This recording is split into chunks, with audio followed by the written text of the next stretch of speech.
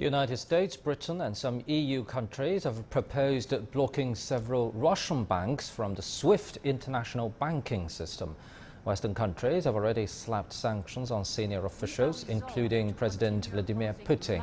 The Russian Foreign Ministry says President Putin and Foreign Minister Sergei Lavrov do not have overseas accounts. The Kremlin also says the sanctions targeting senior Russian leaders are futile.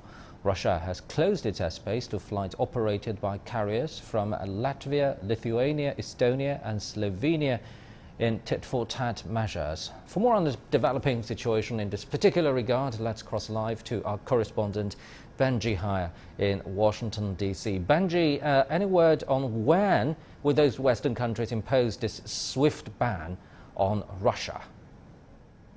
Well, the announcements only come in the past couple of hours, in fact, but things have moved quickly when it's come to the sanctions, and therefore hopes that this will also be put in place very shortly as well in order to maximise the impact.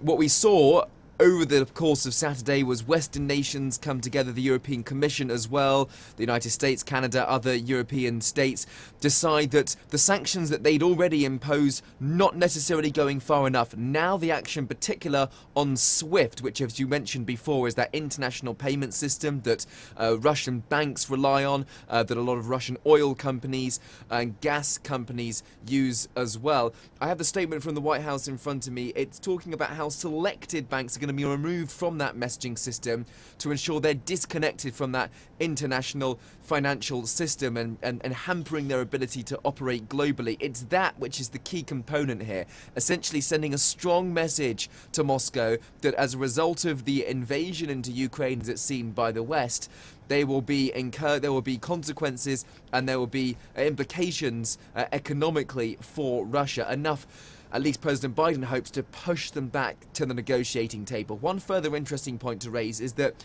there's also restrictive measures, according to this statement, that will prevent the Russian central bank from deploying its reserves in such a way to subvert or undermine those sanctions that have been put in place by the US along with other major Western economies. So a collective attempt to try to essentially ensure that banks can't go around and get away with avoiding the particular sanctions that have been put in place and that will be felt harshly by the Russian economy. So that's more of a banking and economic side. But what about the hardware part, Sergei? We know some Western leaders have promised more military aid to Ukraine, since we know that they won't send any troops there.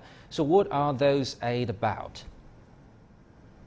Yes, so President Zelensky of Ukraine, he was asked whether he would want to be evacuated by the United States. He said, "I don't want to ride, I want ammunition." Well, what he's got from the United States is about $350 million of that sort of defense weaponry, anti-tank technology, other sorts of armor, ammunition. That's on top of an already $650 million package over the course of the past year that's been given from the US to Ukraine.